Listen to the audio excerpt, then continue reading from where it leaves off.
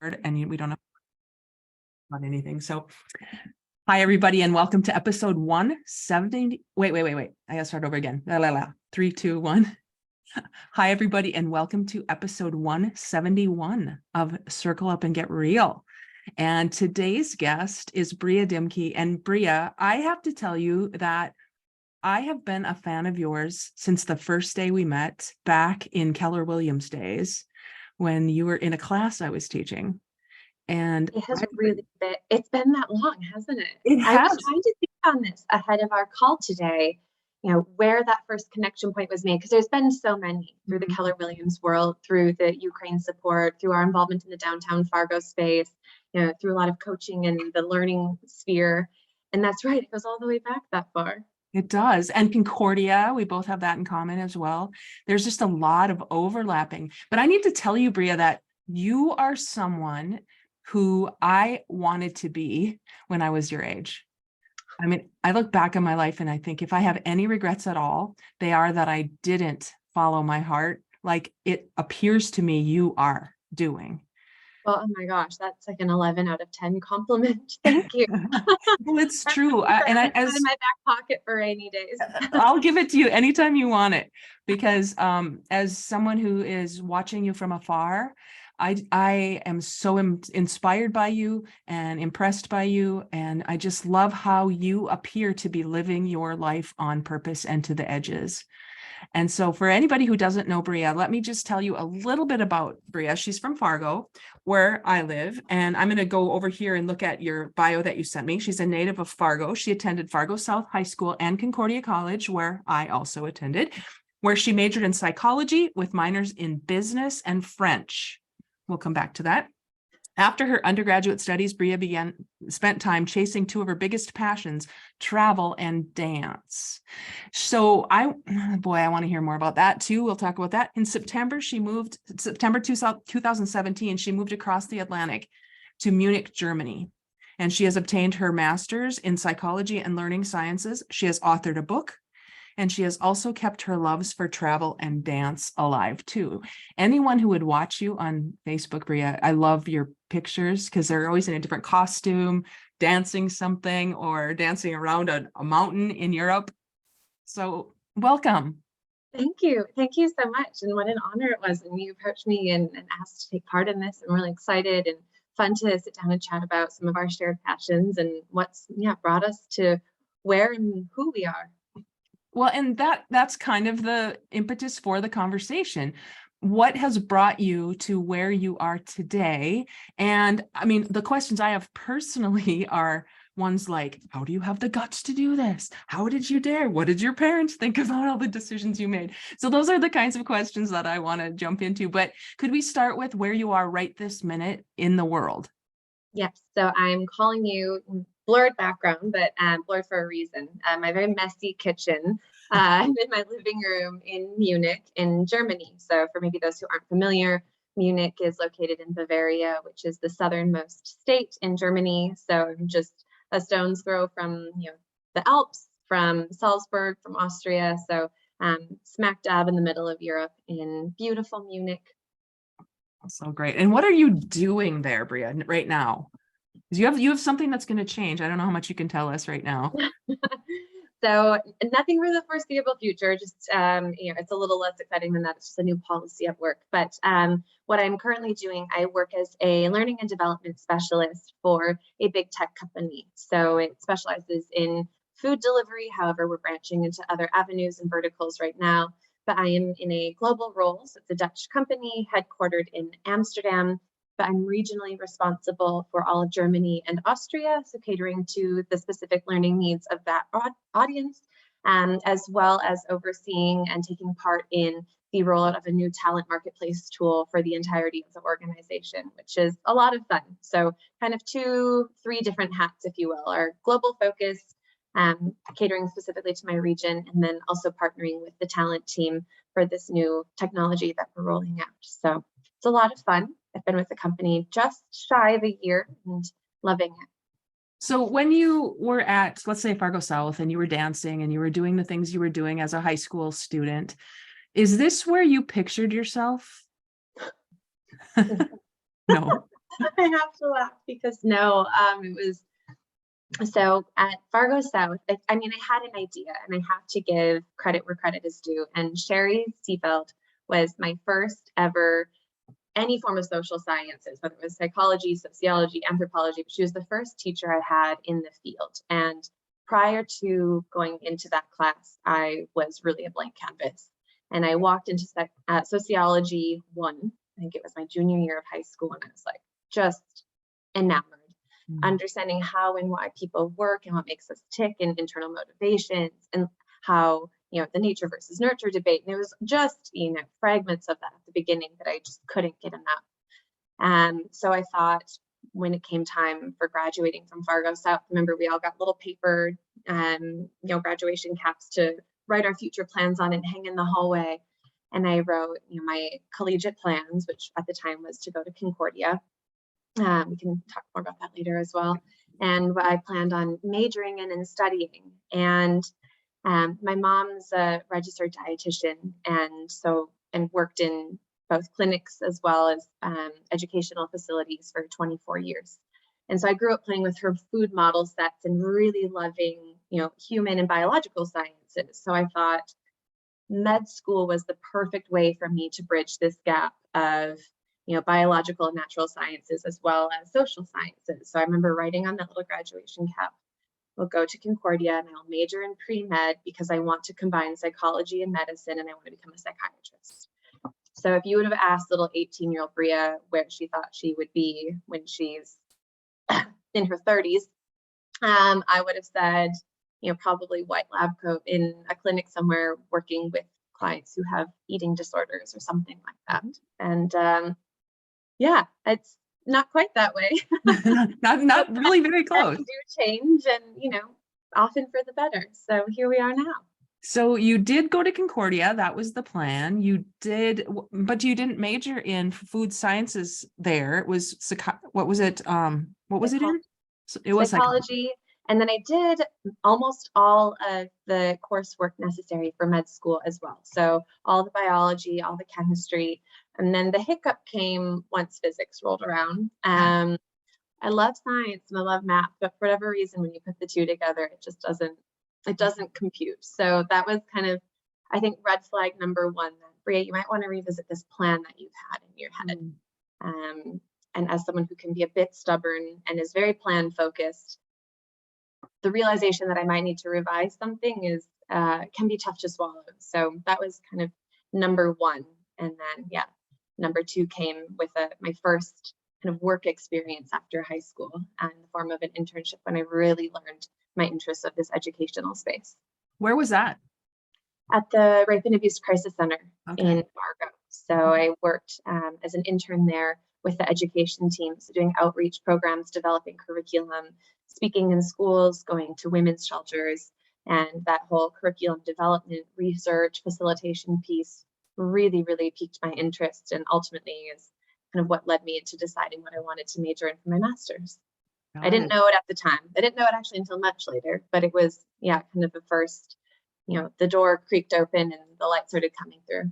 Yeah. Well, isn't it funny? Because I remember hearing Steve Jobs' commencement address, I don't know, 2005 or something, where he said, you can only connect the dots of your life looking backward.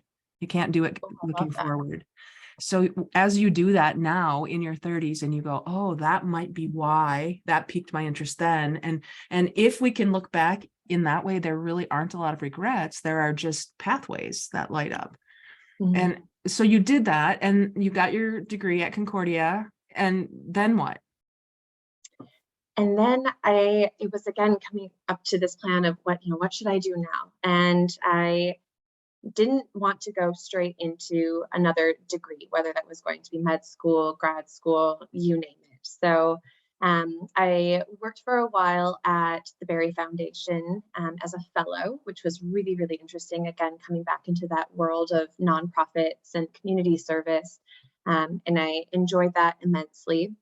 And while I was there, I was actually approached, this is where our connection comes into play, by someone who is working in the real estate community, saying, Bria, I think you would be just a rock star at this. You love people, you're a Fargo native, you've got this very extroverted knack to you. So, why don't you give it a try? And I thought, well, what do I have to lose? That's kind of I guess maybe a red thread through my life. What is there to lose? Let's give it a whirl.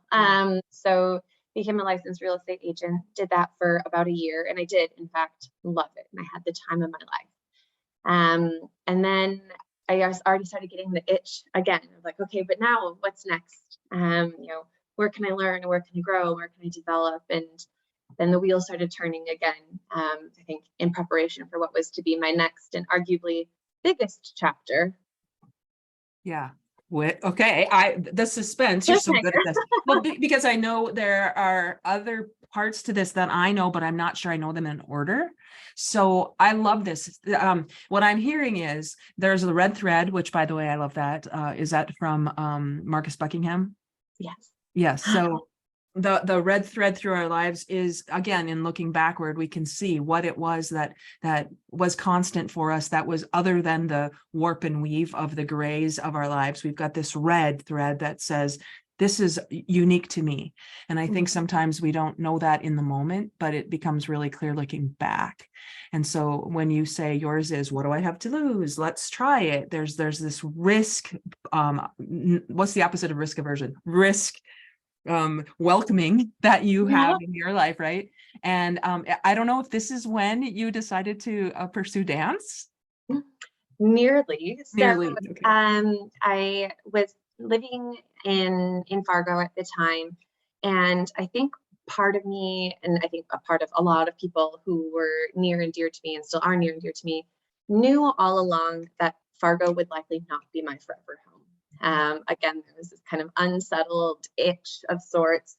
And so I decided it was the most spontaneous thing at the time that I'd ever done. But I remember it was in the span of 17 days. I quit my job, broke the lease on my apartment. I rented a storage unit, moved everything out, and bought, for my first time ever, a one-way plane ticket to go from Fargo to Kuala Lumpur, Malaysia. Wow. And decided to embark on a little radical sabbatical while I figured out what was going to come next. I think I knew, like, I'd seen and done what I wanted to do in real estate. Still eternally grateful for it, the connections I made there.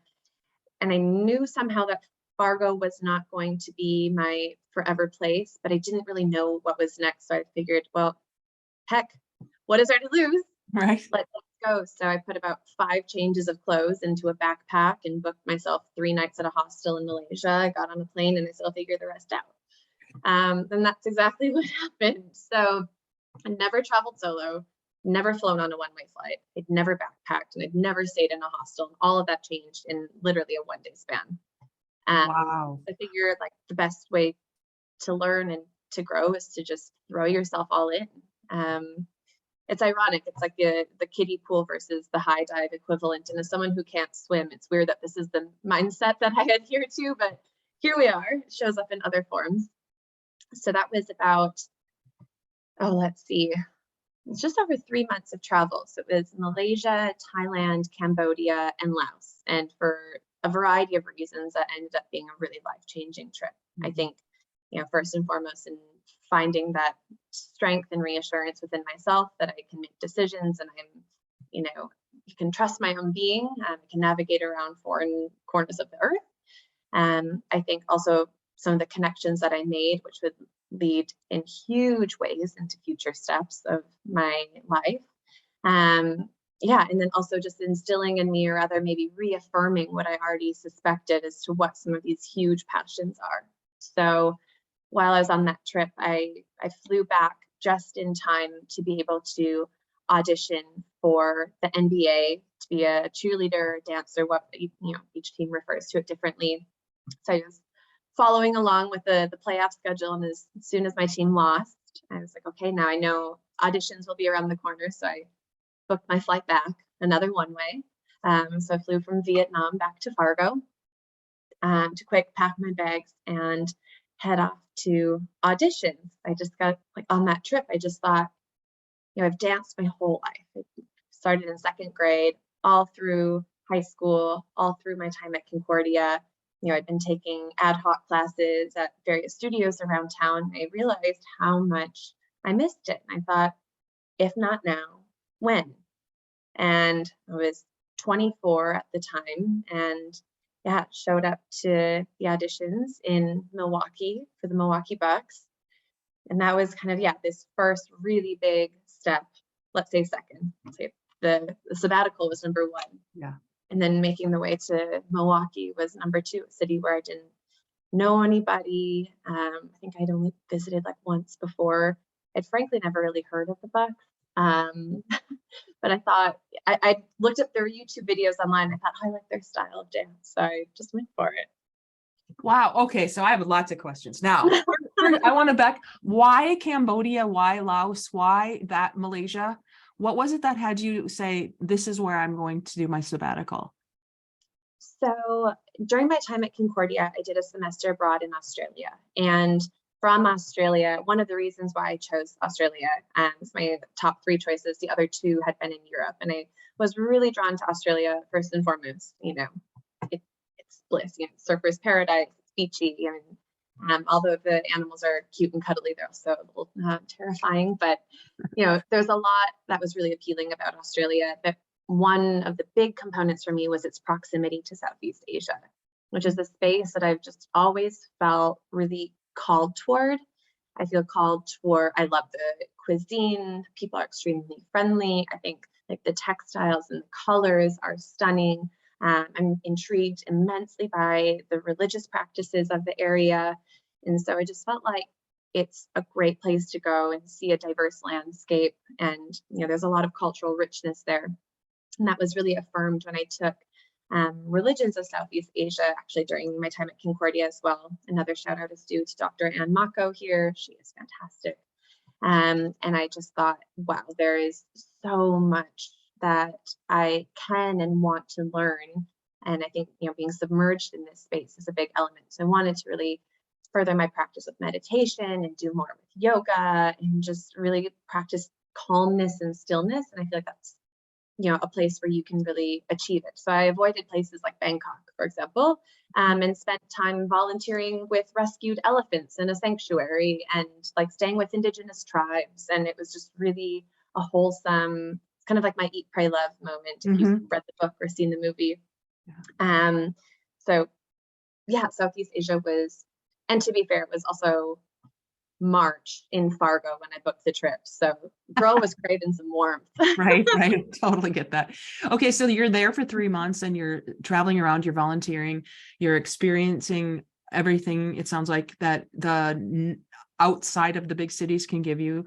And for some reason you come back to a team, an NBA team that you know nothing about. You just researched their dance style. You'd never even been to Milwaukee. Did it feel like a calling to you, or was it something you got in your head and said, I'm going to do this? So I knew I wanted to audition for a team. My first year after Concordia, I auditioned for the Vikings. So NFL's totally different scope. And I was selected for what's called their training program. I wasn't living in Minneapolis at the time, so full-fledged joining of the team was not logistically an option. But training program met once a week. And I learned so much how I love that performative aspect. And I knew I wanted to come back to this again. It wasn't the right time or place then. And I also saw it is so much work. The time, the energy, the dedication that these dancers, cheerleaders, athletes, let's just say, put into their craft. And I mean, extra kudos to the NFL because those dancers, you're only guaranteed 8 games. There's 16 games in a regular season. Maybe you get a preseason. If you're lucky, your team makes playoffs.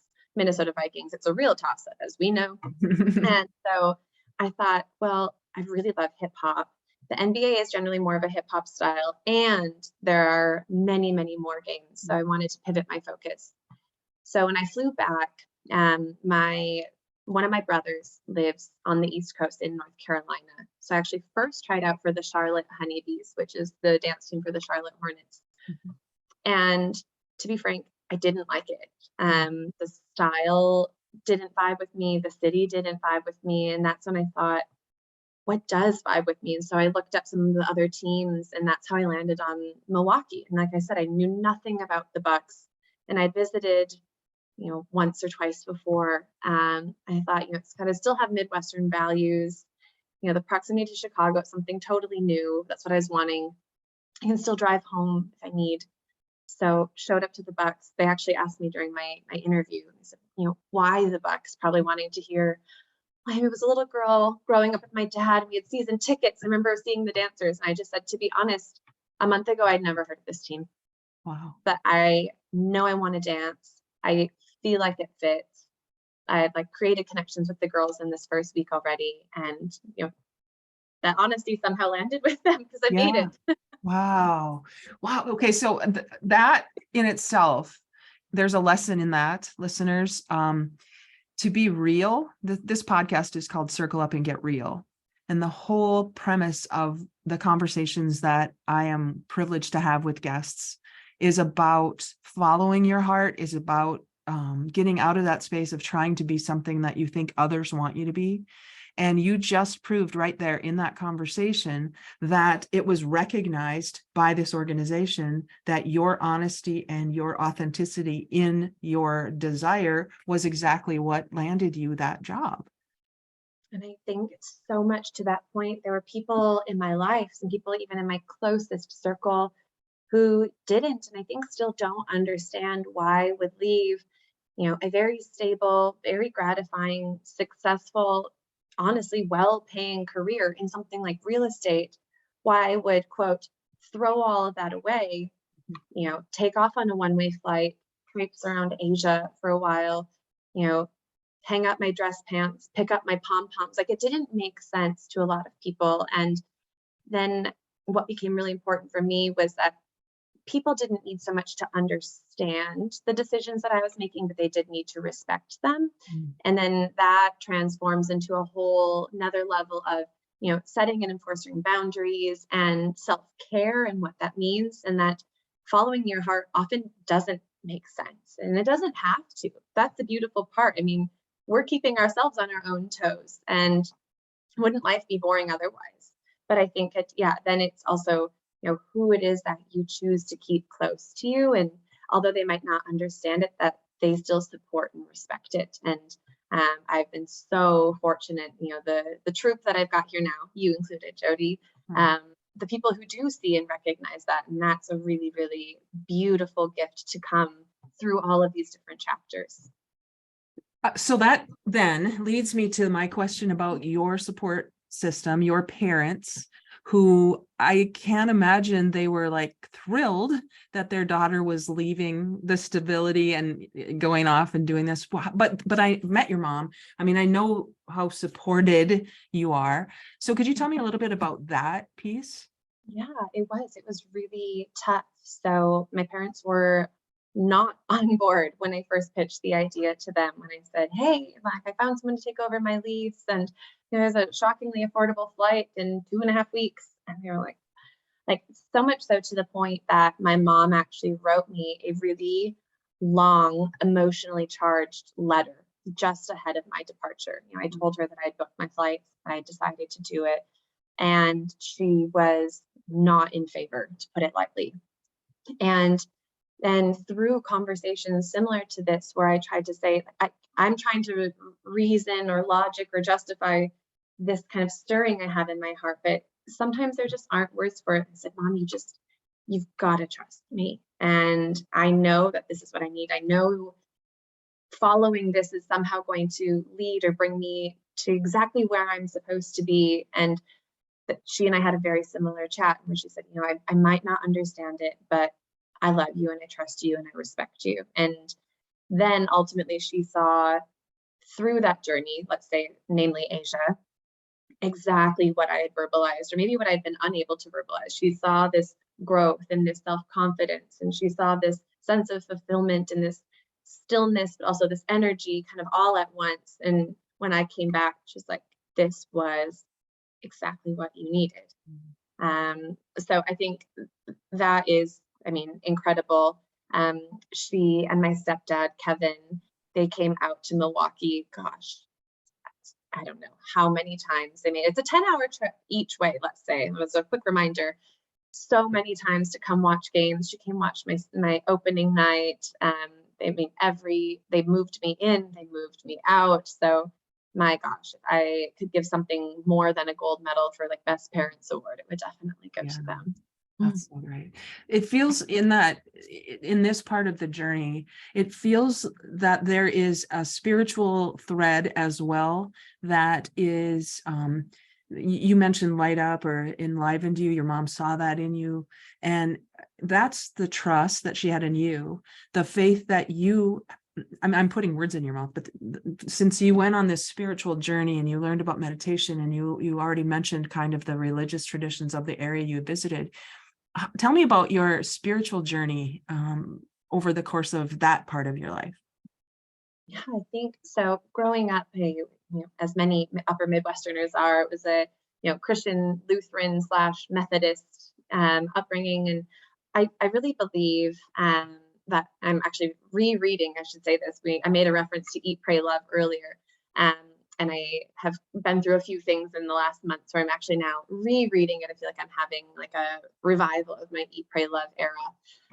And I just finished the section where the main character is in India finding like her spiritual balance. And she talks a lot about how she grew up Christian and she goes to India, and it's not so much about Buddhism or Hinduism or what it is that you label, but really kind of the core pillars that all of these things file down to. And I agree with that immensely. It's like trusting in yourself, finding the good in people, giving gratitude and thanks, finding this stillness in yourself. And it's, this big picture of enlightenment is not really what it's all about, but carving out moments of joy.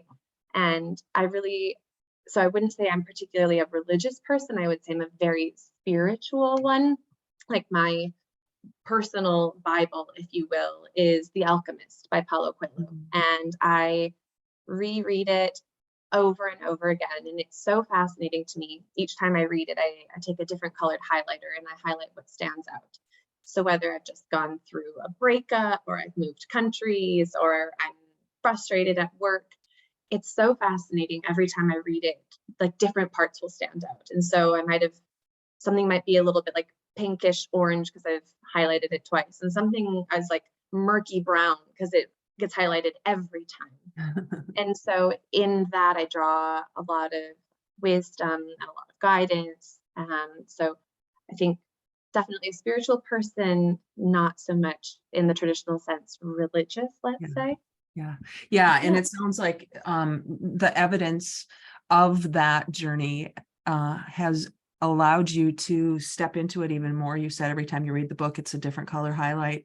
And in that, in my own experience too, what we are asking for, what we are seeking is seeking us. And so if we are looking for it, it's no surprise that it would show up. And I guess in my words, it's, I call it God, but it's a guiding force that I'm not alone. It doesn't feel like you're alone in your journey, even though you may be solo sometimes.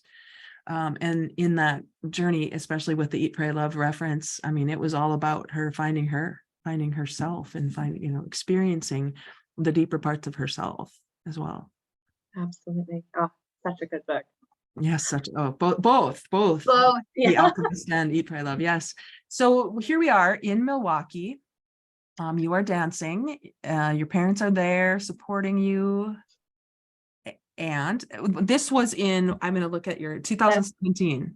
16, 17 season. Okay. Yep. So this was like Giannis, if you're a basketball follower, Giannis Antetokounmpo, the Greek freak, was really coming into his own, made an all-star appearance. We went into playoffs. Things were intense.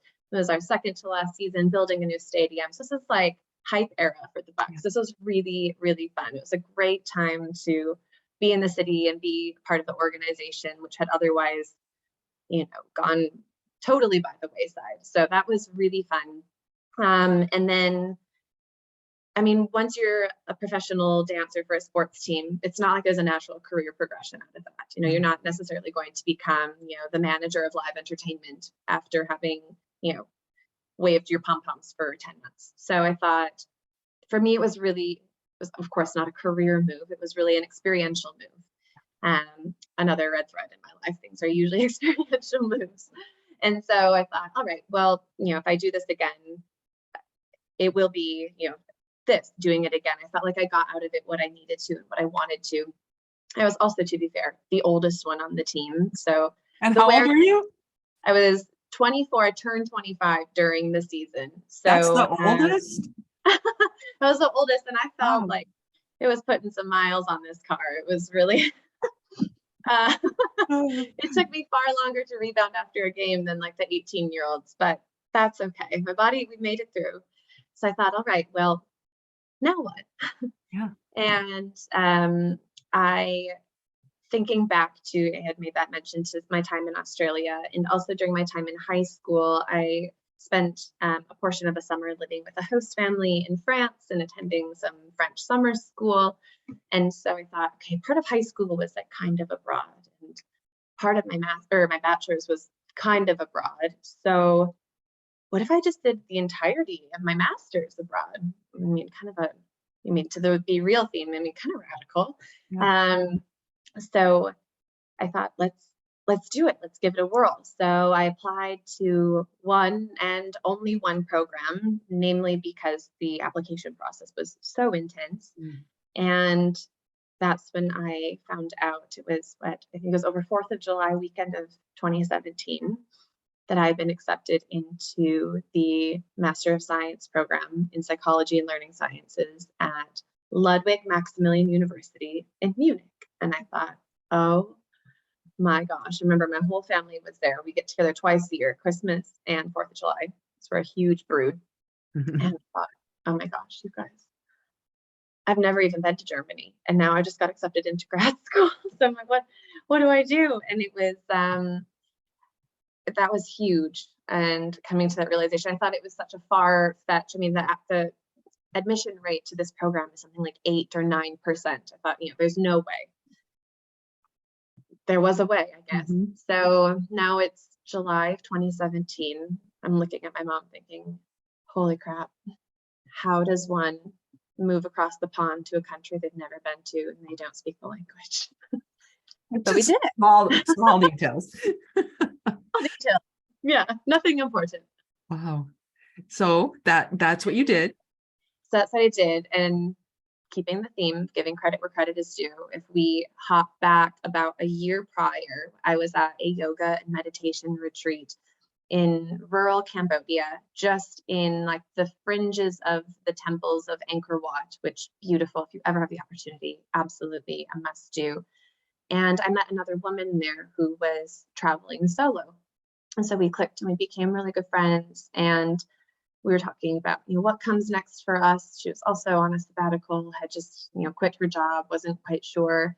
And I voiced to her, I said, I'm definitely interested in higher education. I was thinking med school initially, but now I've kind of pivoted, and grad school might make a bit more sense. And she's European. And I said, what would that look like in Europe? I'd be really interested to move abroad for a couple of years. And she said, I think there's a program in like Munich where they have some offers in English, and tuition is quite affordable. So maybe you want to check that out. So it was because of her tip that I ended up finding this one program. Otherwise, oh my gosh, it was like, reaching into a bag blindfolded. Right. Lo and behold, she ended up getting a job offer in Munich. And so 5 months after I moved, she became my roommate. So oh my gosh.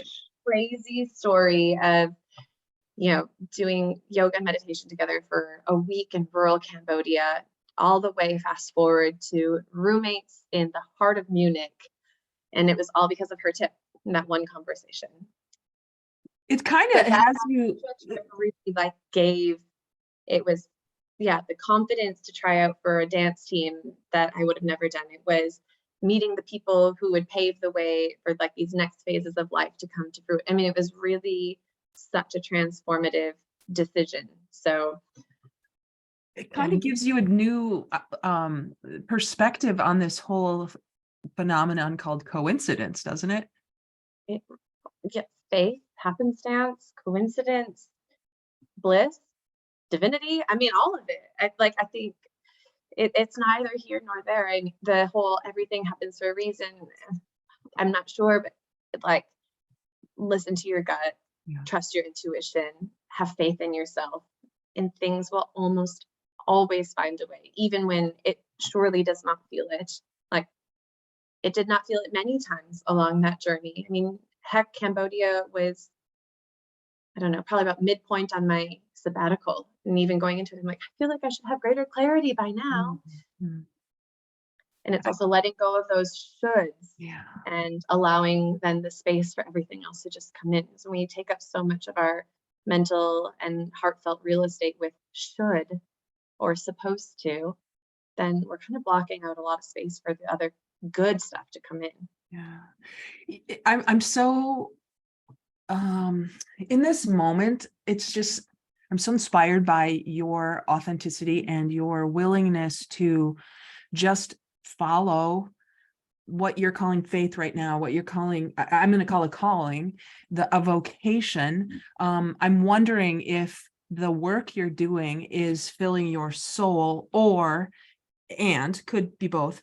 And if the experience, your red thread is experience, and what do I have to lose?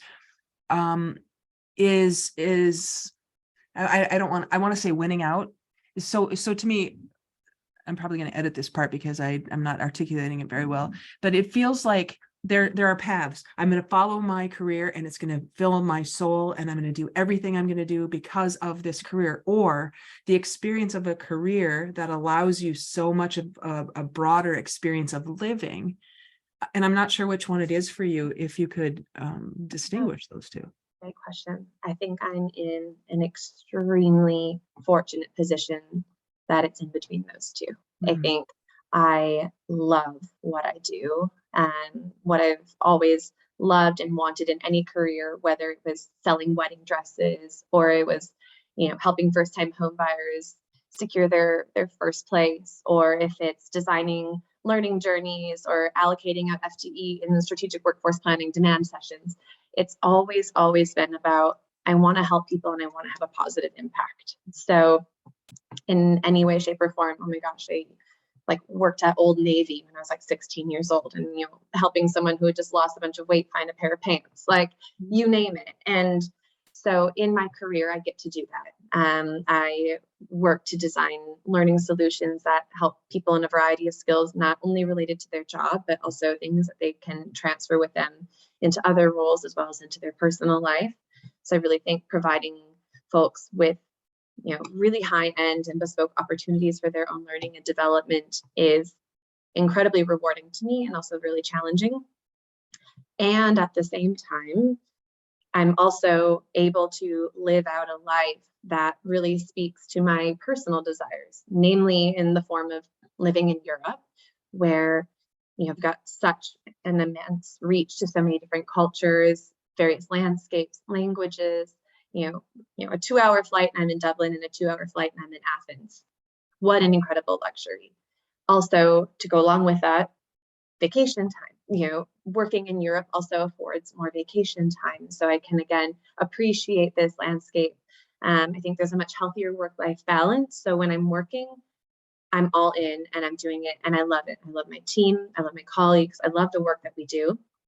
And there's also an understanding and frankly an expectation that you are so much more than who you are when you're at work. So when the time comes to close the laptop, that's respected. And so that's why I say it's a very, very fortunate position. I love what I do.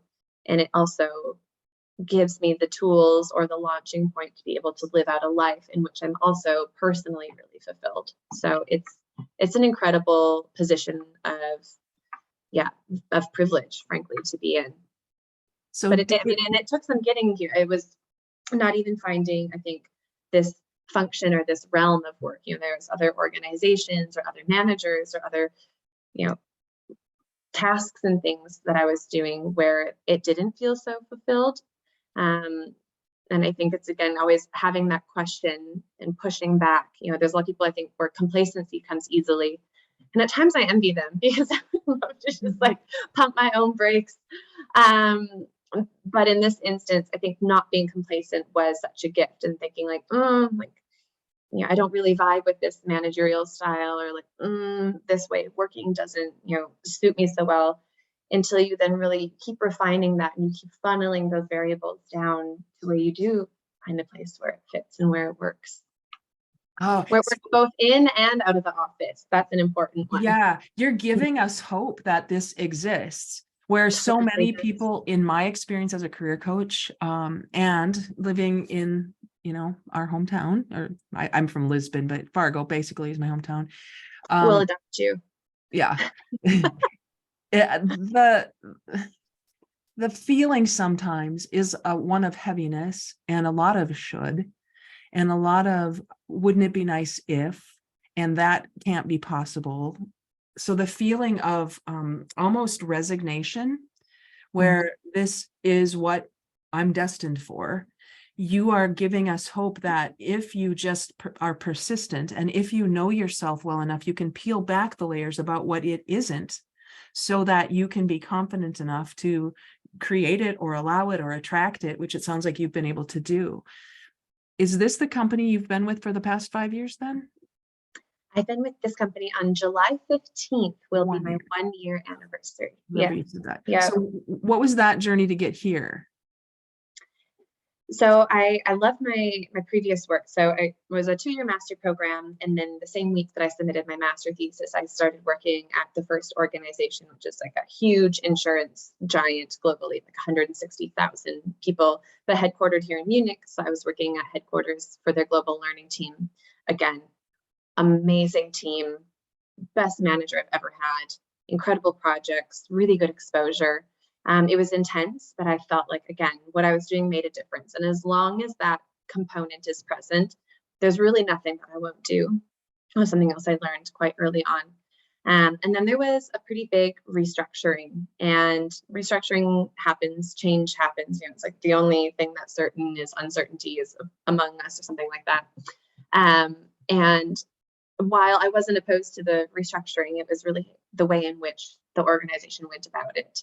And so this is, again, something isn't vibing right. It was like that screeching sound when styrofoam rubs together. It was like, you can kind of ignore it, but it's really annoying.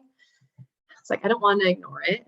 If this is how they treat people, then is this really something that I want to be a part of? And it got to the point where I was really unhappy.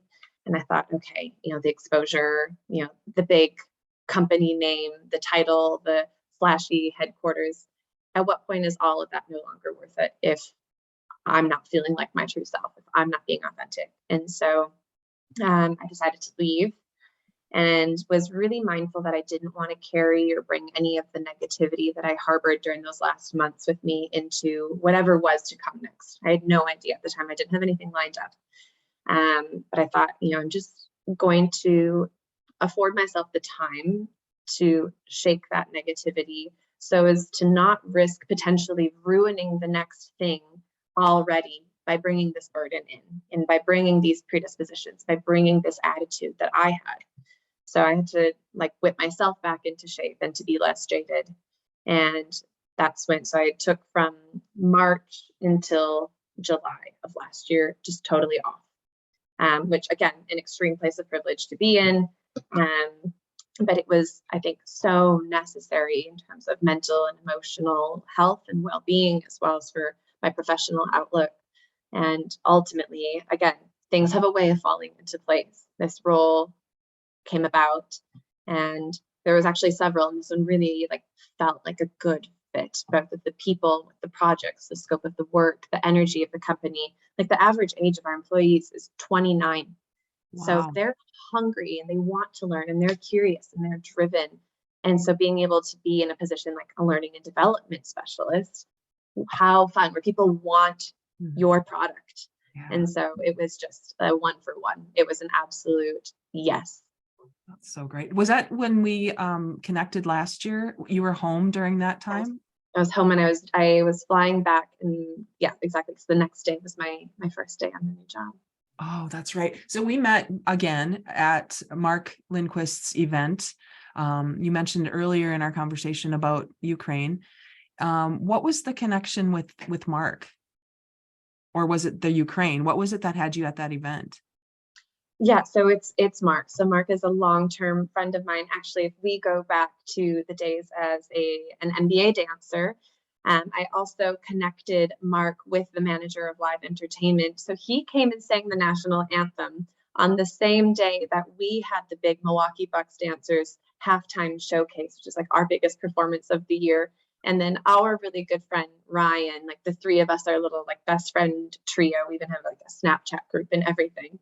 Then Ryan came all the way from Texas to support. I mean, it was just this serendipitous thing. So I've known Mark since back during my time in like the downtown Fargo days, being involved, and same with Ryan as well. So we've just stayed in touch. It's one of my closest friends, and then that's yeah, what an ongoing gift it's allowed us, you and I, Jody, to stay connected as well, and share in these moments of supporting Mark and his ongoing efforts with Ukraine. So a fun heart connection there too. So with all of this, I think we've done a great job of reflecting on your journey. And what I'm taking away from our conversation, Bria, is the possibility that exists when each of us really digs in and gets real with who we are, not who we think we should be, not who we believe somebody who maybe has some sort of authority tells us we should do or be, but really taking the time, sometimes it feels like a lot of work to uncover those layers, but allowing ourselves that space to say, no, this doesn't feel right. It's like squeaking. I love that squeaking styrofoam. and not quite as bad as nails on a chalkboard, but still. Yes. But if you are aware of that in your life and you're ignoring it, it's not going to go away. It's just going to get louder. And maybe it will go from styrofoam to nails on a chalkboard. Yeah, nobody likes that. I'm not yucking on anybody's yum. If you do like it, then that's fine. Right. Yeah, I think it really is about this ability to be with yourself and listen to yourself. If something isn't vibing, isn't jiving, isn't sitting right, trying to, like you were saying, peel back all those layers and figure out what that is. Is it a relationship that's causing me undue stress? Is it a city where I maybe feel stifled? Is it, a manager where I can't thrive and shine and be my best, whatever it might be. And that's an endless list of possibilities, which seems daunting. But again, it's like there's always sunshine after a storm, and that's cheesy and it's cliche, but it's true. And oftentimes the transition periods or that moment of peeling back and sifting through is uncomfortable, and letting go of the shoulds and the supposed tos, or even yet saying no to things when it's not a resounding yes. There's this phrase, if it's not a bleep yes, it rhymes with duck. If it's not a blank yes, then it's a no. And I think it's another really big guiding principle in my life. Like if I'm not 11 out of 10 here for it, then it's a no. Because if it's not in some way helping to shape or serve you into the person that you want to be, or to the legacy that you wish to leave behind, then why? So those are some big kind of guiding principles that I like to always keep funneling through my mind. I love that. I heard it as a Venn diagram. Here's hell yes, here's hell no. And if it's not in the middle of that, if it's in the middle of that, it's hell. Yeah, truly. Yeah. It's got to be a hell yes or it's nothing. Hell yes, Bria. Risk is scary. I hear also from so many friends like, oh, I'm jealous of your life, or how do you do it? Like, I wish I could do that. Or like, like Europe looks great. And, it comes in any way, shape or form. Or like, how do you afford that? I get questions, about like traveling and stuff. And I just think if and when something is so important to you, like you will always make it happen. And there's risk in everything we do. There's risk in leaving a job and not having something lined up. There's risk in moving to a country that you've never been to before. There's always risk, but also with that, if there's no risk, there's no reward. So you've got to be willing. And again, it doesn't need to be the high dive. You don't need to be this like extremist of sorts and jump across the ocean, or, dance in shorts that are the size of a cocktail napkin at an NBA game. It doesn't have to be that extreme, But I would just encourage and implore people to, if there's something that you've been curious about, sign up for that class on mushroom foraging. Like, what's the risk? Or, if you wanted to, ask your partner to take salsa classes and you're afraid they're going to say no, well, then then they say no. Like, but just to go for it, because unless you extend yourself that opportunity, then you will never be able to reap even the potential rewards. And my goodness, if we've seen one thing from this conversation, it's how this cascade and this compilation of rewards can occur. That a one-way flight to Malaysia led to a spiritual moment in Cambodia, led to a connection who told me about grad school, led to a newfound life of nearly 6 years in Europe. And it all starts with one yes, but make sure it's a hell yes. I don't know how we could make it any better than that, Bria. That is just brilliant. If people wanted to get a hold of you or follow you, what's the best way to do that? You can give my email. You can write to me on LinkedIn. I'm an absolute hermit. Like, I don't use Instagram. I'm not like on TikTok. I'm very under the radar in that. You can send me a message on Facebook. I'm old school. I still do Facebook. Any of those, I think I'm more than willing to chat, whether it's you want an itinerary for Southeast Asia, you need to know how to get a good Giannis jersey for the next Bucks game. Go Bucks. It's about just general risk taking and maybe living a life that is perhaps not traditional, but certainly rewarding. I'm all ears. I love that so much. Bria, this has been a joy. You are a joy. And thank you so much for taking the time. I don't even know what time it is for you, but it's a lot later than it is for me. So thank you for that. And as always, everybody, take something from Bria and just get real. Thanks, Bria. Thank you so much for having me, Jody. It was a pleasure. Take care.